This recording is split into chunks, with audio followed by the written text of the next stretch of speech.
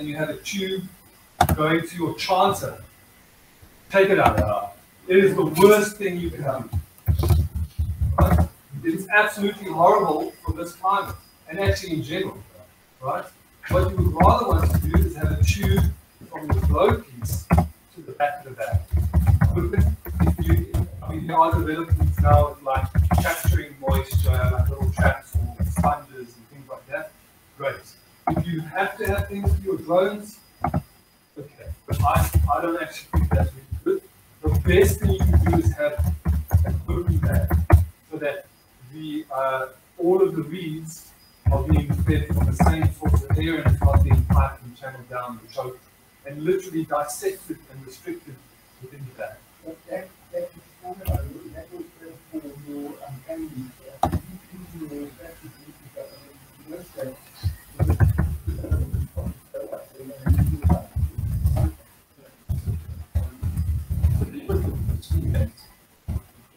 lot of people drive very differently.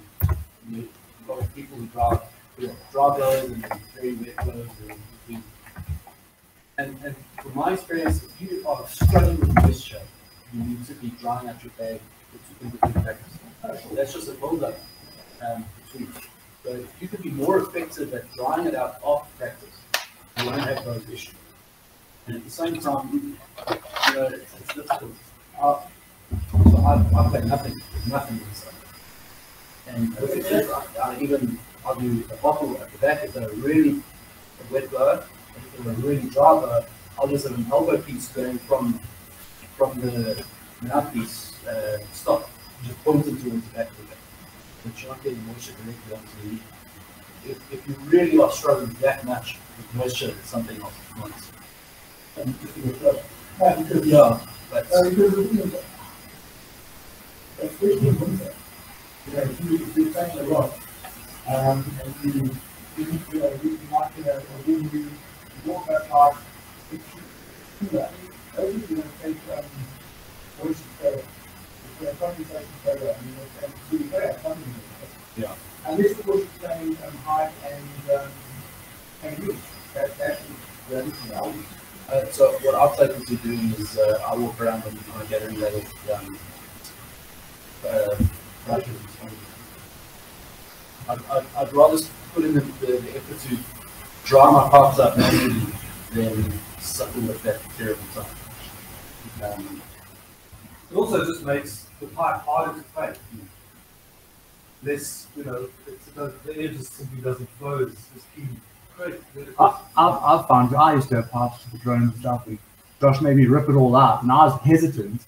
And last season, I probably battled the least with moisture on my drones than I have ever. And I think it goes back to the more pipes and the more stuff you have, more things have to dry. And I'm religious about open the bag, pull the canister out before you play, put it all back. Because you can't get into all those nooks and crannies between playing, and none of it dries out properly. An open bag dries a lot easier. I know it's only been one season, but I've battled a lot less with drone moisture than I have ever.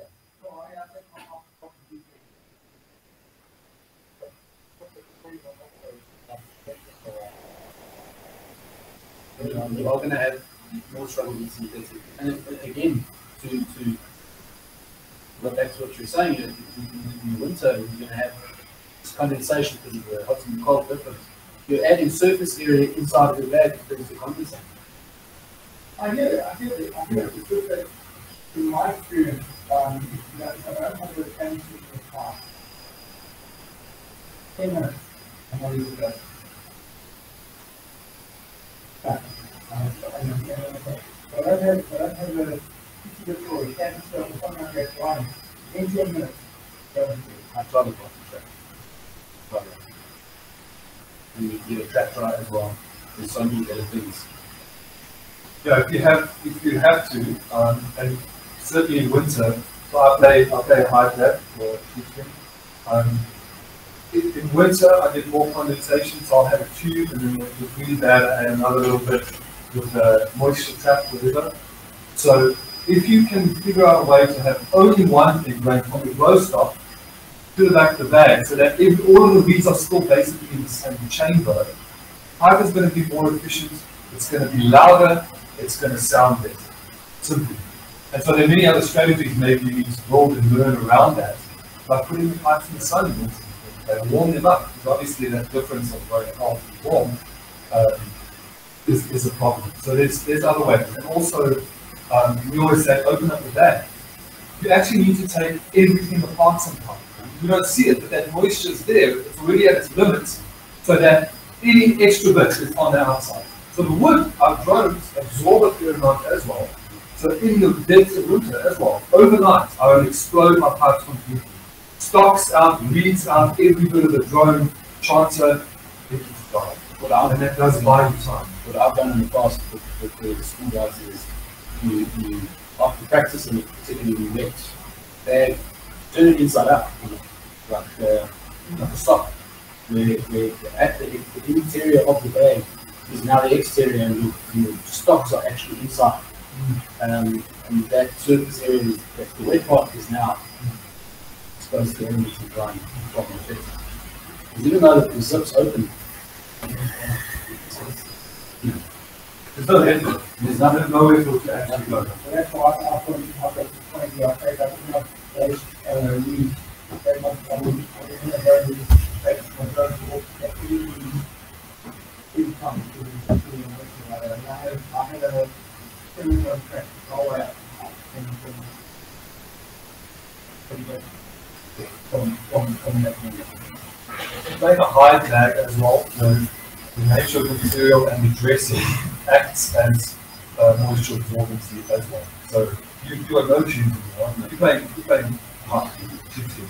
So it has it will absorb a fair amount of moisture naturally, and that's what the dressing does. So, and it's, I must say, when you get this right, it's beautiful because everything locks in, and the vibrations of the instrument, you always put like vibrations out in the air, everything is vibrating itself. That helps you mode lock the instrument and get all those harmonics just lining up really nicely. Yeah, so that's really one thing. I know there is a new product on the market called the flux blowpipe, which actually traps the moisture. It's built into the blowpipe, and I think that's going to be one of those little steps forward, because then you don't even have to have a tube in the bag necessarily. You're getting caught at the source. That's what I mean by from the blow stop, catch it at the source. Don't let it enter the bag or set up and try and catch it at the end point. It's too late. And also, it won't negate any moisture in the bag, it will delay that process by a lot. Because then you dry air in, you're going to get some moisture, but it's going to delay that process by quite. Yeah, we do have, I mean, the physical nature of things, condensation, you can't avoid it, it's physics. And we're also on the high belt, so it is more pronounced. So let's get started. I'm going to actually lock Malcolm's drones in here.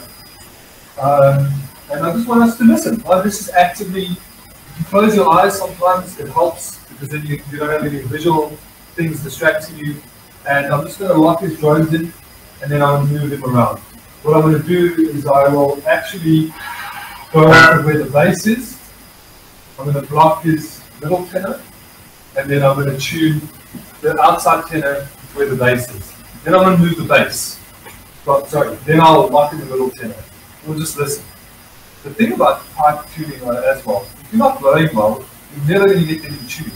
So your blowing technique and your ear are the same thing. They inform each other. Use your ear to blow better. You blow better, so you've got more stable sound, which means you improve your ear, and it all cycles positively. I'm going to try that, and I'm just going to move it a few times, and then we'll get someone to try it themselves.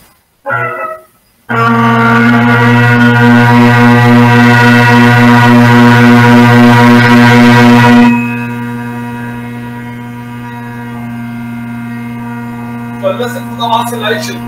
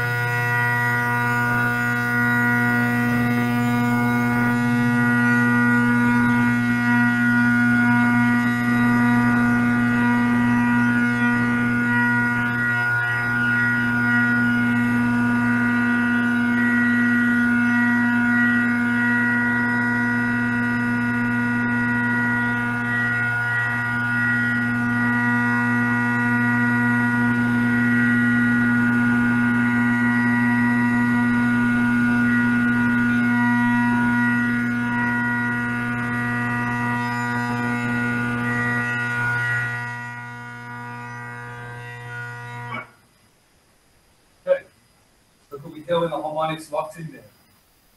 Got rid of the other annoying one, high pitch. Okay, so again, if you picture those diagrams I showed you, that's all that stuff in action, right? And the fundamental frequencies are louder, so we hear them beating against each other more readily. Okay, wah, wah, wah, wah, wah. But when you learn to listen higher levels, even higher, obviously I can't really sing those pitches, but you first hear those harmonics, and that's when it sounds like really slow and kind of wavy. And then it goes flat and smooth, and you can see, you can hear to the horizon, basically. Okay? And then it locks in, and that's when I know it's in tune. When two tenor drones are out of tune with each other, that's probably the easiest thing here. The bass is harder because its fundamental frequency is here, and the tenor drones are here. So those two will be going like this, and then maybe here. Whereas here we've got this and this going, and then the higher ones, and then they lock in. But what I'm saying is that if you can hear the upper harmonic here, it's the same note as this. So you're just trying to match not the actual bottom pitch of the bass drum, but the second pitch in the bass drum to the tenor drum. We've got the chanter, we match the second harmonic of the practice chanter, second harmonic of the tenor drum to the low A of the chanter, and then high A as well. And then that's how we can we've locked in all our A's, we've given a structure, and we can slot in all the notes on the chanter. Granted, it takes time. We spend months and years learning technique and doublings and scales and grace notes and whirls.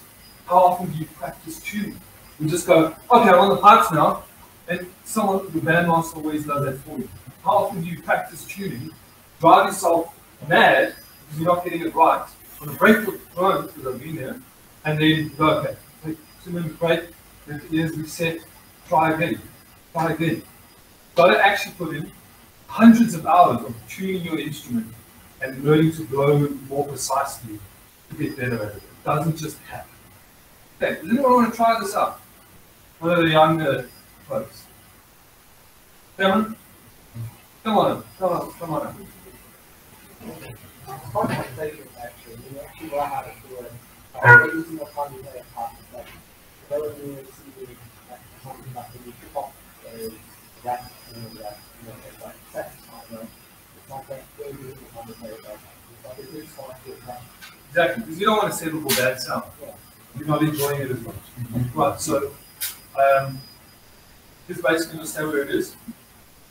Oh, another thing, if you get confused about where you're going, because sometimes we move past the point, right? And we take the drone too far down, and it starts going out of tune. But you don't necessarily always notice that. You're just like, and you keep going, it gets worse, and you get so far out that the oscillation goes, and you've got 2 different notes.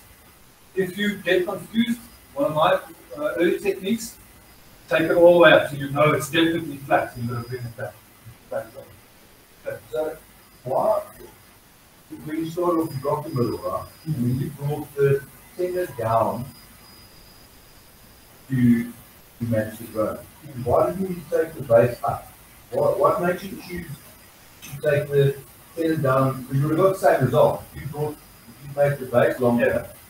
you would have got exactly the same result. It's just a choice. So So these are my pipes, and I know where my pipes tune. So when I start out, I'm going to go, all right, that's quite high. Yeah. So I know that if I'm going to tune, I would usually start with an outside tip. For me, I know my pipe, that's the most reliable drone I have because of studies.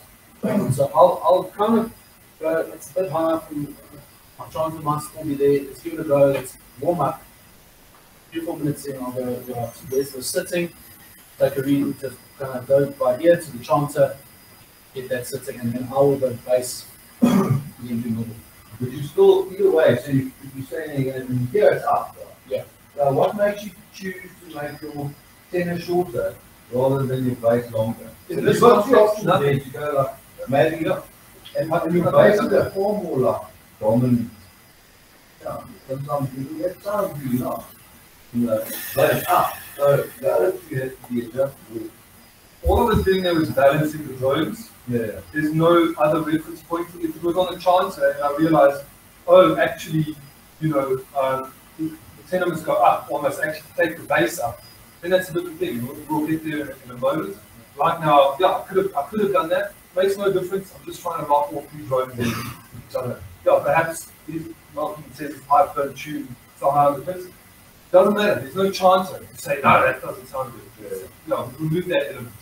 And this is a way to practice tuning your drones in a more simplified manner where you really just focus on the drone sound and you can hear it and learning a lot better. Great, so let's try that.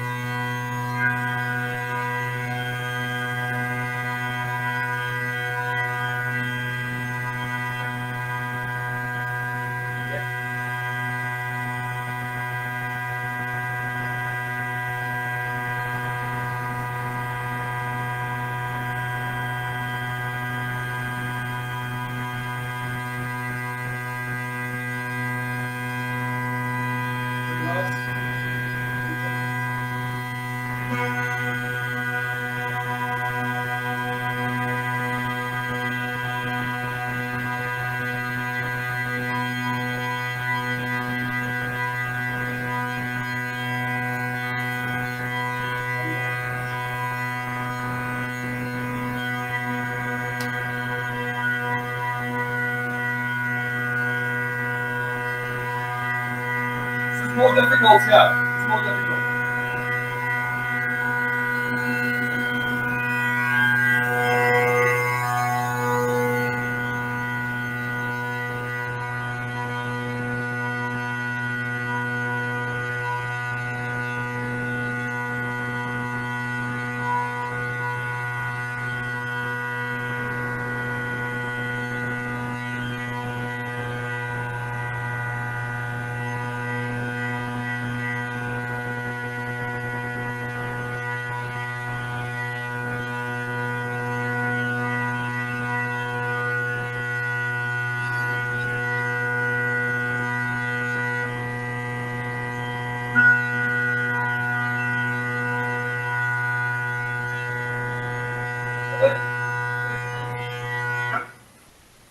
So I was just throwing some different processes of doing that.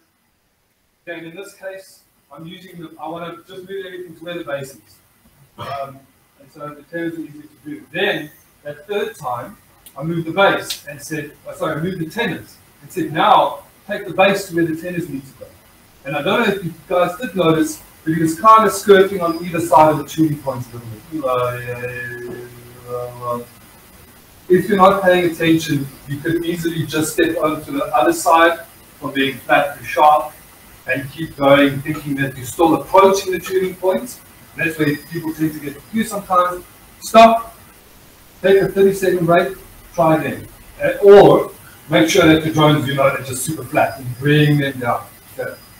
So if we had a chance here, it would be a lot harder to hear those harmonics. But now we can focus on that. And I would recommend that you actually practice this exact thing here on a fairly regular basis. Plug your chanter, tune the bass, thing. Eventually, you will actually be able to balance all three. Because it can be hard to imagine, but our ears everything is there to be heard. You just need to actually understand what they're hearing, what's going on. Another thing is the faster the oscillation, the further I know to move my tuning, my drone on the tuning pin. Right? As I'm approaching, I'm going to slow down because I don't want to accidentally overshoot it. I'm going to go, and carefully approach and go, okay, there it is. So that's another thing. People go, and it's like, flat, sharp, and they still think they're going to keep going down. So those are some sort of novice areas. Very, very well done there. Yeah. Anything from your side, Rob? No? That's a pretty straightforward exercise. And it doesn't matter where your drones are. This is no chance. Move your base, whatever. Match, try and what you can do is have all three going, or basically take your like base in your outside tenor or your middle tenor. Basically, outside tenor, drop them in, hit the middle tenor. Then what you can do is try and move tenor 1 and match tenor 2 with the bass drum still going. So you've got to kind of learn to go, okay, I'm not listening to that. Match the two tenors there around open and then see for the bass. And you might not always get it super bang on. But again, that essence of it being difficult and having three sounds in our operating just and make sure that your drones are balanced. They're cutting at the same time. If you have one that's just whispers of air and another you can park a bus, and you're not going to be able to tune them very well together. You're going to have one roaring tenor and one just whistling tenor, and if they're tuning in different places and they're taking different amounts of air, you're going to be struggling even more to find that sweet spot where they sit together. So it's really important that they're balanced and that they're tuning at the right place on the drums, on the pins. I reckon that, generally like just a little, I was trying to get mine and drones to tune just a little bit above the head line. Yeah, there's enough stable contact points, and obviously even at the same pitch, if I flatten my drone reed and tune the drone shorter to A at 455, or sharpen my drone reed and tune it lower, it's actually going to sound better when the drum is longer, just by the nature of harmonics. So when they tune higher, even at the same note as another set of drones that's tuning 2 centimeters lower on the pin, set 1 will sound a lot richer and fuller than its harmonic. So, generally speaking, that's your mindset. Yeah. See a little bit of white exposed there. I like to keep in there just projection and quality. So, and then I can show you as well where I've set mine up.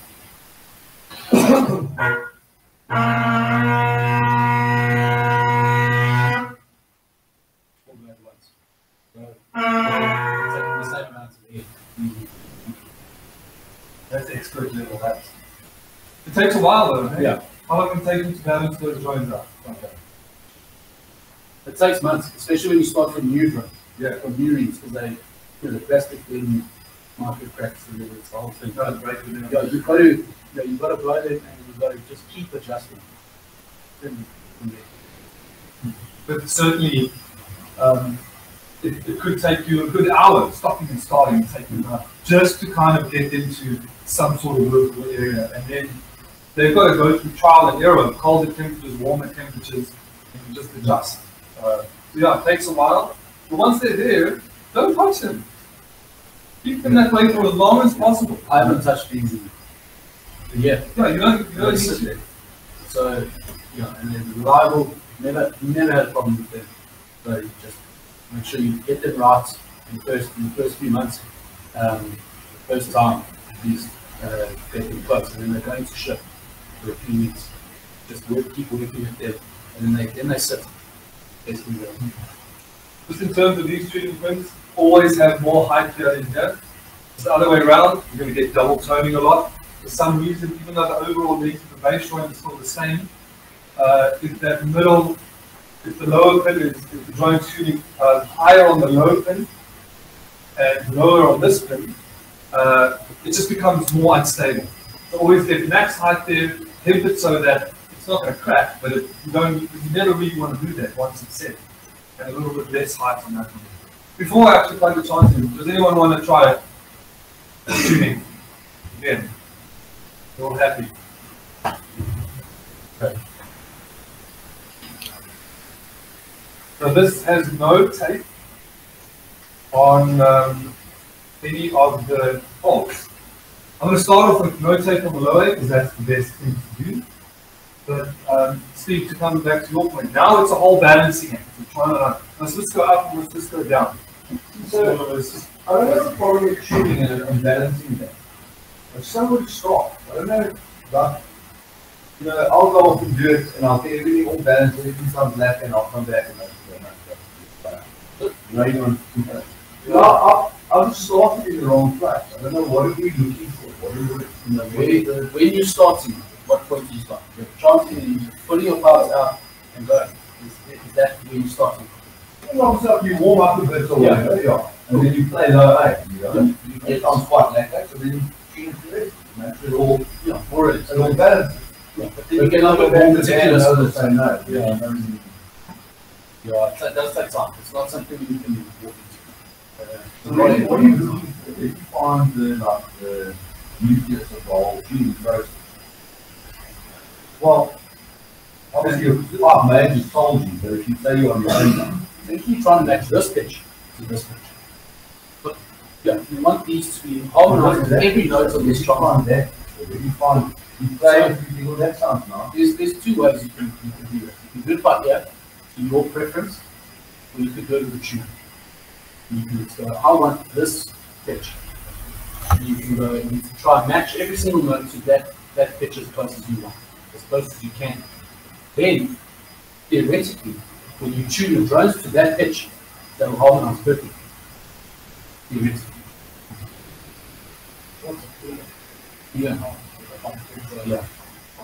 Yeah. Again, this is when the harmonics are not lining up. It's like nothing's they're all kind of shuffling around. When it lines up, they almost amplify themselves. When the drone's locked in there, they actually can't get louder because on the chart in the drones, you actually feel it on those. There's no negative playing while shooting. No, this is not like negative. Come to your point, Steve. If you're doing your own thing on the pipes, it doesn't matter. If you want to tune, oh, that sounds nice, or no, actually I want it a bit flatter, a bit sharper. That doesn't matter. You're tuning the pipe, it sounds good by itself as a single thing. In pipe bands, different scenario. Okay? So you probably play your pipes by themselves are fine, but the guy next to you is fatter or sharper than you, whatever. Then you need to get up to his pitch. The best way to do that is get a tuner and go, okay, we're aiming for 454 or 480, and I try and get my lower there, and then tune my drones. But it's a whole process of back and forth. So you tune your pipes because you don't want it to be out of tune when you try and at least get a measurement. So you have to start off with somewhere. Where are they tuned? Everything's in tune. Okay, we're aiming for 480. My pipes are at 477. Right, what do? You sync your read a little bit. Try again, 479, a little bit more, 480. Cool. Lock that in, tune your chanter, then you'll be fine. Then you'll be kind of there. If you're doing it playing by yourself, it literally doesn't really matter. It doesn't matter.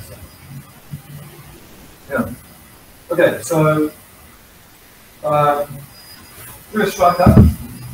I'm going to tune just the tenor to his low A, and then match the others so we can get that approach. Then I'm going to break it apart, and I'm going to tune just the bass drone. So I want to really listen to the tuning lowest to highest pitches, but if you can get that right, everything else is easier to fall in.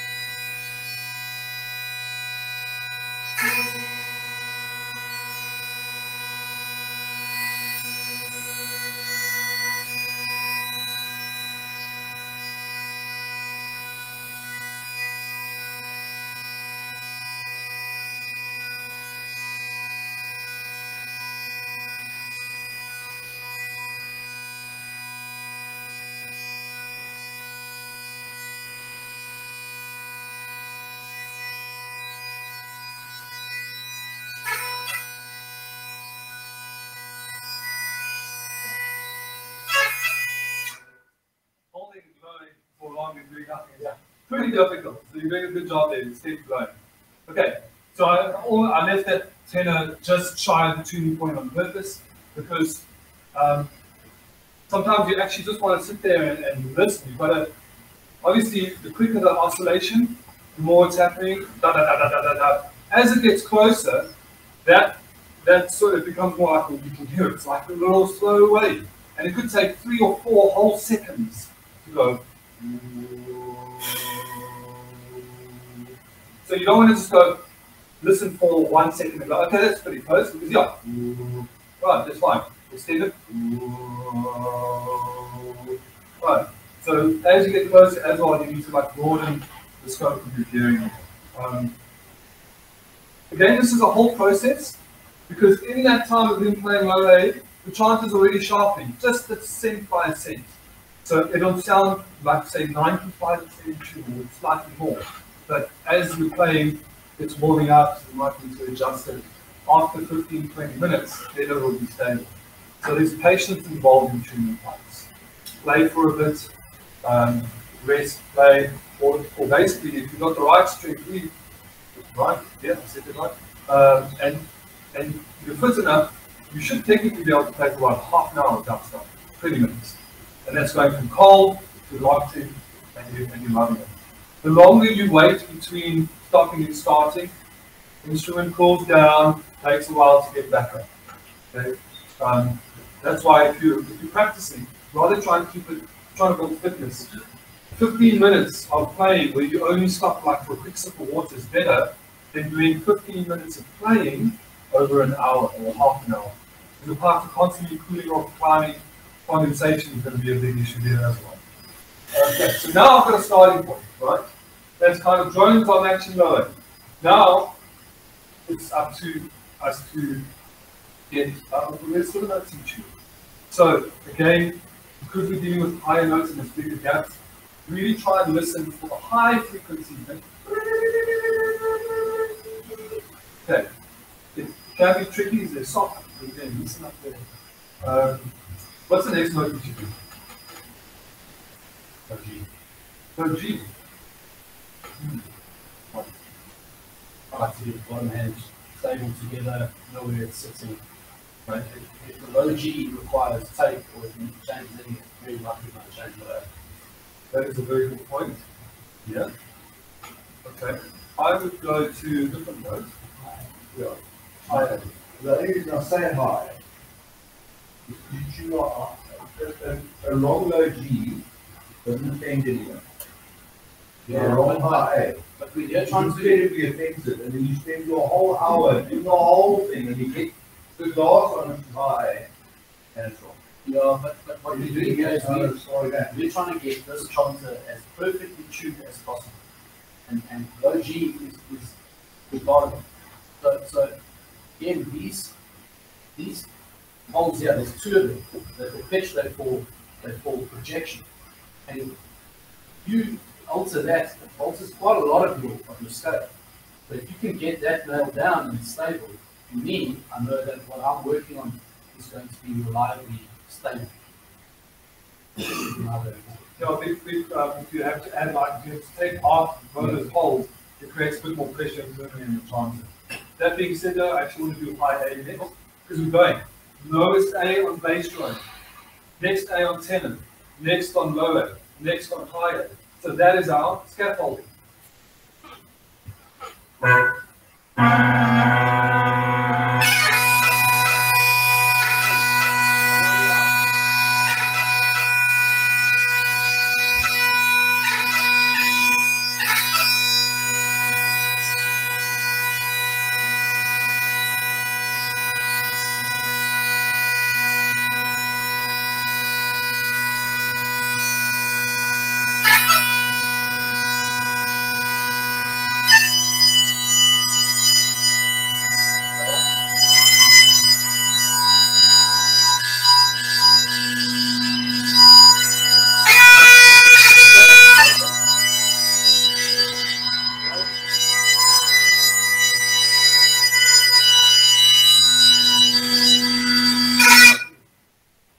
Flat or sharp?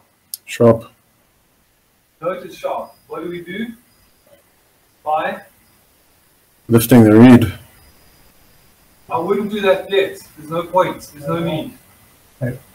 Just add a little bit of tape. Okay. How much tape is on them? None. No. Okay. So not a good lift the reed. Maybe that's actually a good decision to make because we haven't actually tuned anything else. Let's do that. That's a good. Yeah. Just like one. So when I move reeds, I fix my eye to the hip line, and I go, I'm doing it for half a hip line, or one. Because you've got some sort of metric. Luckily, take these days, you see. Now what we've done, he has a problem. I unseated the reed, which was all comfy and cozy and settled, and now I'm going, wah! Smacking it back together and hoping it's going to be, there it is. In this case here. If I know I've got more give in my reed, then I can just go half a turn. With chances that I've tapped, it's beautiful. Because you don't have to try and lift it, you just rotate it, you know it's going to go up at a steady rate. See, so this transfer is tapped as also a screw. But I want to lift this, so I want to get a little bit more hemp in the right place and bolster it further up. And I know I don't have tape on any of these holes, so I'm not really affecting too much. Then we're still going for base pitch, and then we'll fine tune from there. In the case of moving your reed up and down, it does destabilize. If you don't have to take out the seat, that's obviously less sort of unsettling for the instrument. That's why you want to make sure you've got everything hemmed correctly and you've got enough give so that you really need to sink it a bit. You can without having to like squash it or taking it off, or vice versa, lifting it without taking it out. Obviously, this, we're trying kind of from scratch here, but that's again a setup thing, kind of like balancing in products. Yeah, I have a question. When I try to tune, I generally try to find the flattest note first, because then I'm having some more control on that. Wouldn't that make? Because if you, let's say you do your A, you just C, you do all the stuff, and then you end on F, and there's no take on F.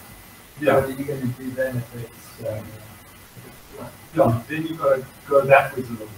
Yeah, but if you're in a band setting, you don't have that option. You need to be at the pitch that everyone else is there. You if every note's at that pitch and that F isn't, that's a new read. That's a problem. Yeah.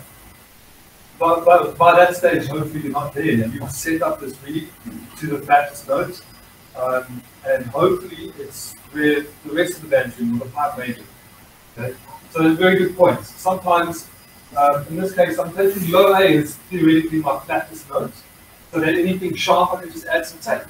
Let's say I go to B or low G, and it's flatter, but with no tape. Then I would have to, if I want to do this, two options.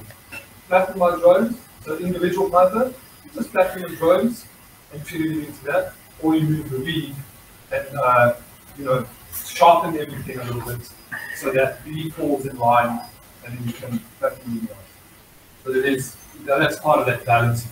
Yeah. Another one that I heard is a common thing that you get a husky A or you get A.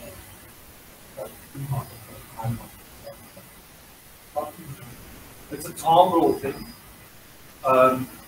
One little tip is you can just like rub your thumbnail across the top of the reed. Obviously don't try and catch the corners. But it's actually more to do with pressure than anything else. So when you was underblowing, it instantly. I happen to like that, just a little touch. And when I get it right on high G, I'm even more happy. Because it just adds a bit of character. But yeah, you don't want to go right. So you could give a tiny little pinch to the top plate for 3 seconds, or do that, or you're actually just underblowing the reed. Well, I wouldn't say underblowing necessarily, but it's just on the sort of lower edge of where it operates, and that's where that sound comes from. When you overblow, that goes away, and the reed's like super pinch. Also, I was actually trying to get you to cut out the note. No, that's fine. So when we're checking for notes, blowing up sharpens it. So if it gets better, then you know take the tape off. So take the tape in the direction that you move. Blowing up, tape up. Dropping, blowing down. But sometimes you You hear it's getting better, but it's still not there, your chance it cuts. What I do often is I actually just cover the corner of the hole with my finger. Okay, there it is. And then I go, I also actually know, I've got to add about that much tape.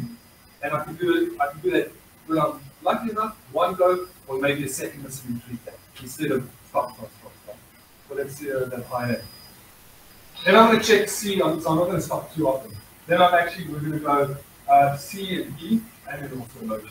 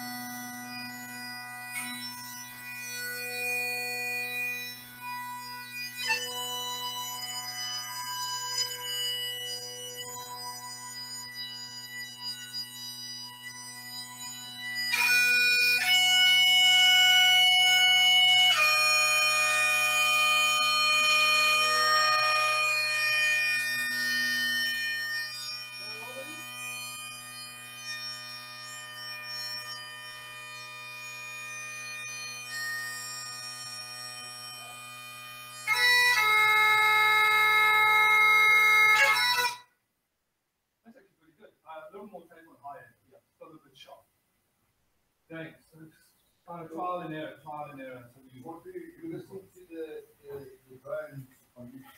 yes. Otherwise, there's no reference point, right? I'm trying to make this certain note an exact amount higher than the drones. Any higher, it's out of tune. Any lower, it's out of tune. There's a point where it's like, that's the correct height. And so in the high A, it's quite high. I heard it, and as I added my thumb over the hole, it slowed down and stopped. I mean, I get an indication. C and E are actually there already. Okay, I thought at first maybe it was a bit sharp, and that's why blow up, blow down. But sometimes the mistake, and this is fine, but you make the mistake of immediately assuming things are out of tune, right? I see my guys pop their outside tenor, because I get them to start with the bass quite often. Pop the outside tenor, start muting it. Hold on, did you even listen to hear if it's in tune? Sometimes it is. You don't need to touch it. Low G as well. You have to get that low G.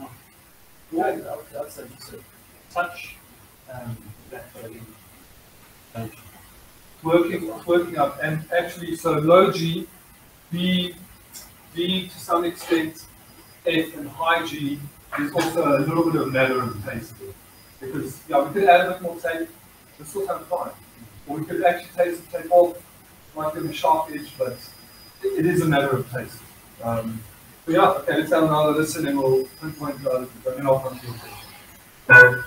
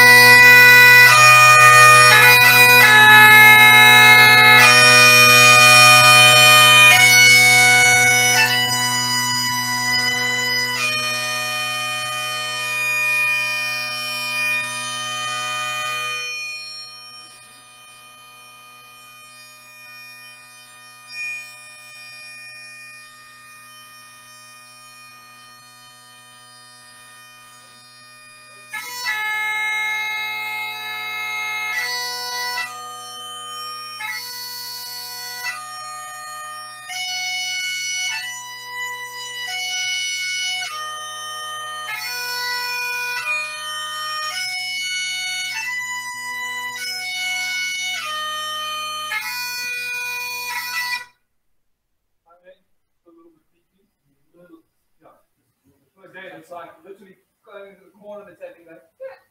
Okay. C is actually a tiny bit flat. So I've covered about a good third of the hole, and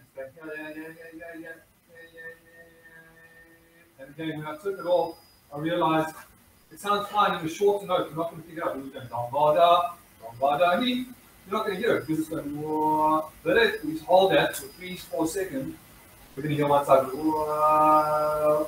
That's a touch sharp. It's a touch flat. Okay, but that's okay because it's not terrible.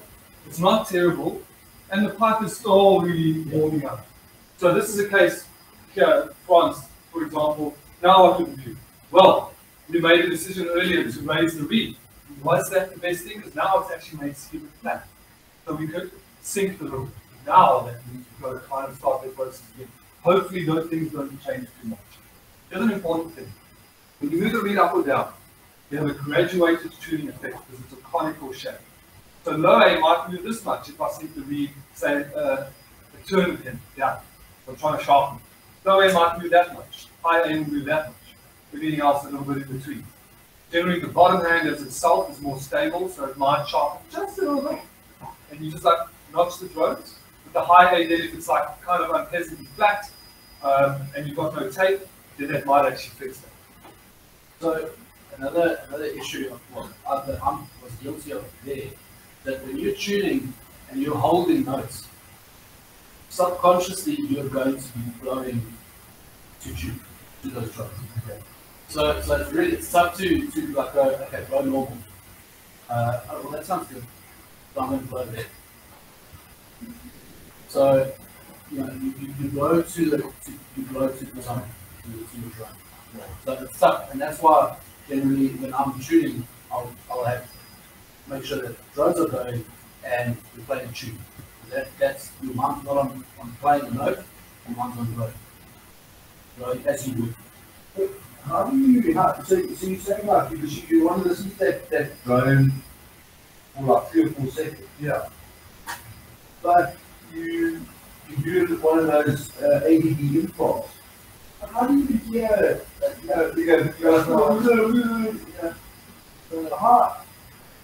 you should like stay on each note. Yeah, you need to hold the note for a while. Yeah. What Malcolm is saying is that, and this actually shows us that you're better at tuning than you think. We'll sometimes subconsciously maybe underblow or overblow a little bit, and then you're like, okay, no, that sounds better. But that's not the way to do it, because what you want to do is you want to think of your blowing as a stable floor on which you tune the notes. If you're blowing on sharper and then blowing softer, and then like E sounds good when you hold it because you have to blow a little harder, it's like that's cool. You go V and it's a bit sharp, so you flatten. And then you play a tune where naturally you're going to blow more steadily, then those notes are going to be up. Because you change the drones to meet the notes rather than holding the drones. And again, it takes time. Being very conscious about the pressure that you're blowing and moving the note to the drones, not the other way around. Not the other way around. Yeah. ADP default. It's a very subtle change. It's like you get the very big of right? So the time you get a reaction to those and you like you have to take it. If you're not working, long time why you talk to together. If you're not like now, I'm not going to get it. You say, I'm going to get it. You know, like practice it at home. Yeah. Listen for it. Then once you get that from it's just kind of off. So tell me what that, if I can listen to what you said, if you do like if you run up and down, No, you're not I'm saying tell me which note's up. No, you're not going to do it in tune. You're going to do it in tune.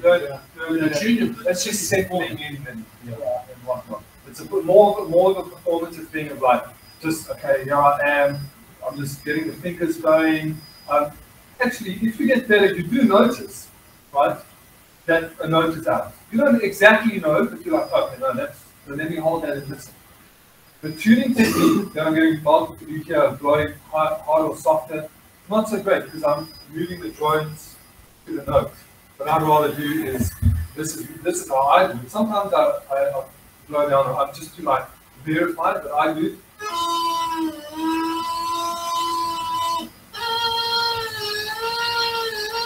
I do that because I know when my drones are here, I'm moving the notes rather than the notes there, I'm trying to get the drones and match that. Yeah, so, you know, but if you're playing with another piper, sometimes just in the tune, blowing with harder, okay, that sounds better, then you know that they're a little bit above you. So that does dynamics change with two pipers. But today we're just trying to get one instrument sounding good. And maybe it's before we start multiplying. Okay, let's not let it get too cold. At this point, now we can just run through the scale. So low A, G, A, B, C, all the way.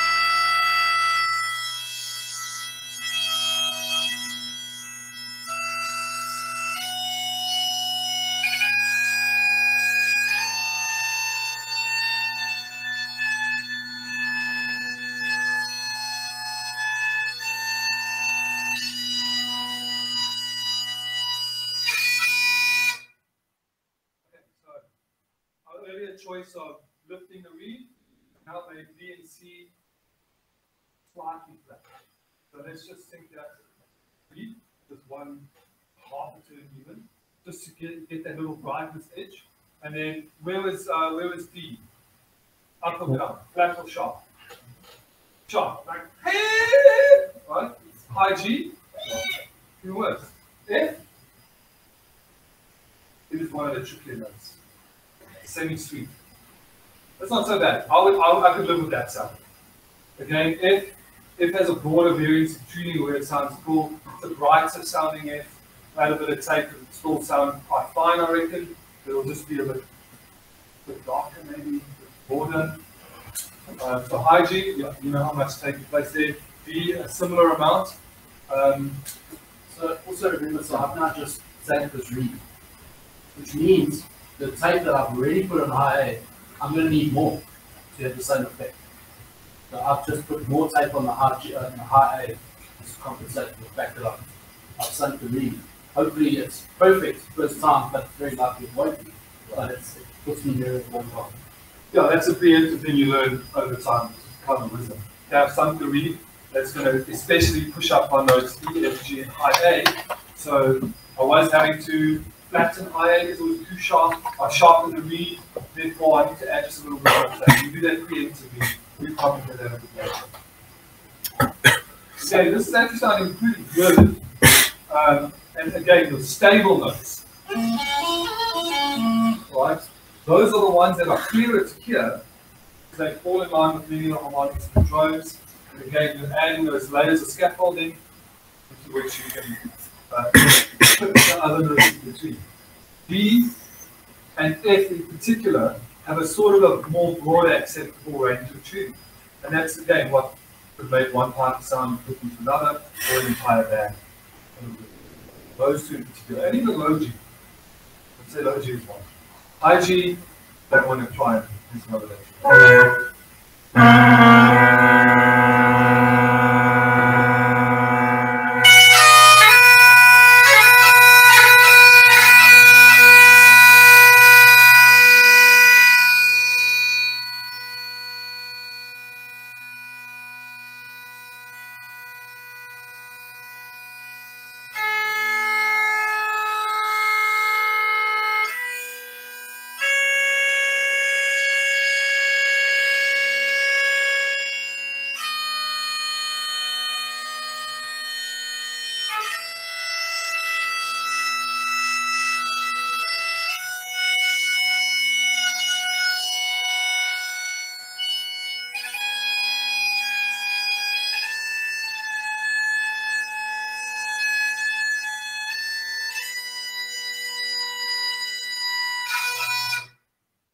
See how much that unsettled the reed.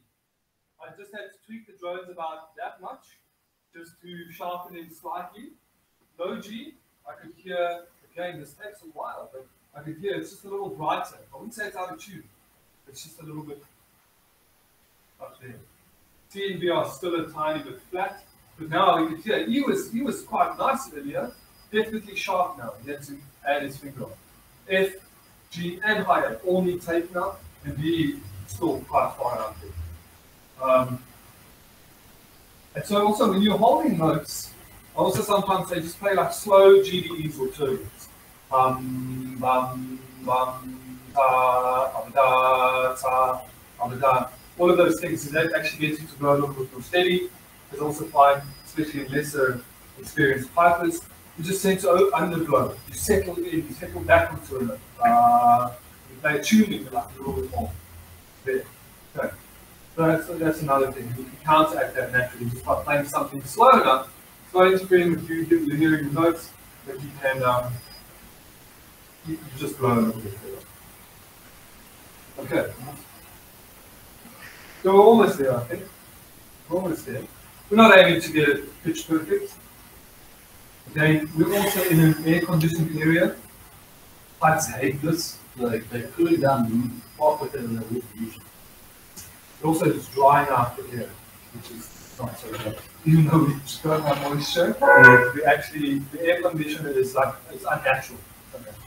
Okay.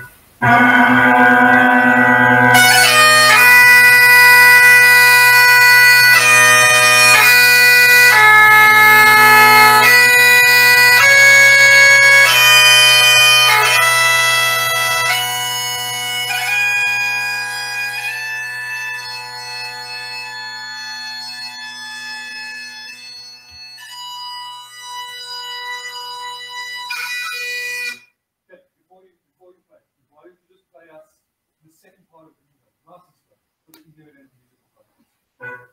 Now, so play first line, the first part, and then just go into the second part. And here with the bottom hand.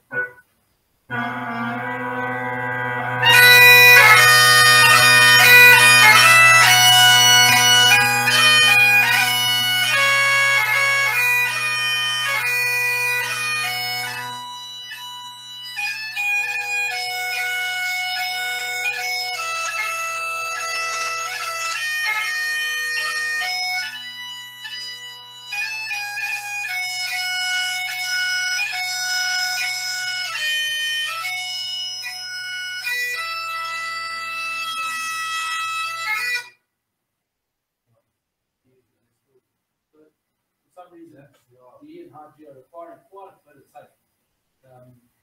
Exponentially so, more than others. It's over half the whole, yeah. Okay, so we can hear there. It also stands out in a tune that you're familiar with. So we can really hear that high G is still sharp. High A is quite nice. F is actually not so bad. E a little bit. Okay, short B's in green hill, so you might want to go blah, just so you can hear. We'll pick a tune with some long B throws in them. And then you A for weight. So we hear it in a tune as well, it might just highlight this thing for you. So yeah, this is, and I reckon probably there. It's literally that's like halfway across the whole in high G. A little bit of tape on E, a little bit on C, on F. And I'll have one more listen, and I think that'll take us to where we want to be. Again, you need to practice this. You need to. If you have an extra chanter, like a non-band chanter, great thing to experiment on, right? Start with no tape, see if you can get it sounding good. Move the reed, see if you can balance it and reshuffle it while you. Okay, one more listen. Then Malcolm's going to play us Mason's Apron. I think he needs a minute, and then we'll call it a day.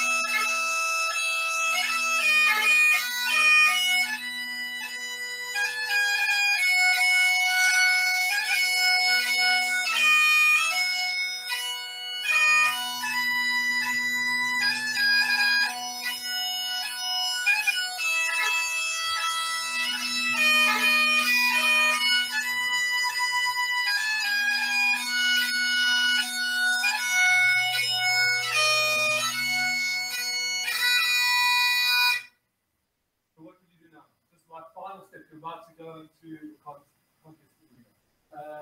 ENF are slightly sharp, slightly flat. Slightly flat. Yeah, I'm You very, have too much take there. yeah, I'm very into. Are you doing it? Okay. So a little tweak. That's sounding pretty good though, I reckon. Okay. So last little thing, we'll listen and then we'll go, that's acceptable for now. You know, if we were in a warmer, I think it was a little bit warmer, not the aircon here, that would sound good. Remember, when you're playing a keyboard, you get to bask in all those harmonics, and when it's perfectly in tune, it's beautiful.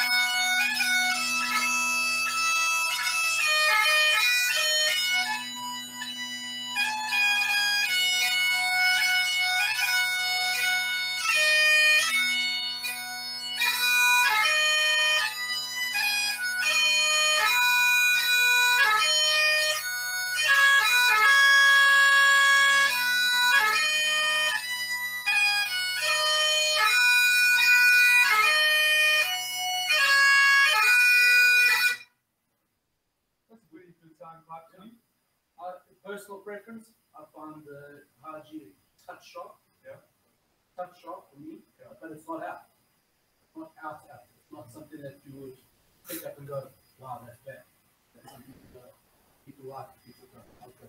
Right, that's something you could do. Low G is also sounding a bit leaky again. Yeah. But the thing is, now you need to make a practical decision. You add that's a lot of tape, right? Once you've got certain parts of point, the note just goes like this. And also you might start getting chirps. So maybe you just like, it's fine. You take it to that perfect point and hopefully it doesn't chirp. A good reed and a nice sheepskin and everything like that. You play often, you can actually get down to like maximum a quarter of the hole on high G. Beautiful place to be in the high hole. You know you've done something right. Your high G's got that little tape on and everything else is just a game.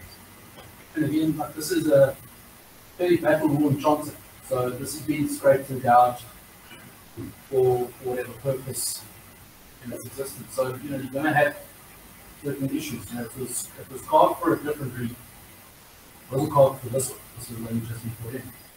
So this D is, you could plant something in. So it's going to take a lot more. How old is the reed? How long has it been played for? I've been playing this for season. Okay. So if you put in a brand new reed, right, so there we go. They're like, it's symbiotic clear, right? And sometimes also, you're not going to get, we're quite lucky because the reed's been played, but you're not always going to get the part perfectly in tune with your reed or whatever, and you might just need to work on the tone over a couple of days. Reeds take in they have settling in periods, and all of those things. But that's a really good place to be. I'd be happy to play a part-time like that. So, yeah, that's in a nutshell, balancing. Malcolm, thank you very much. Sure. I think half the numbers are probably left, but I want to say thanks to all of you. I know it's been quite an intensive day. So hopefully you have some wonderful dreams about all this stuff. Again, just let it sort of settle into your psyche. Anything you want to recap, you always ask me. But thank you very much for coming, making the effort. Those of you still online, thank you very much. And that's all for today. We're going to do this again at some point in the future, so we'd like to see you then. Okay. Cheers. Thank you.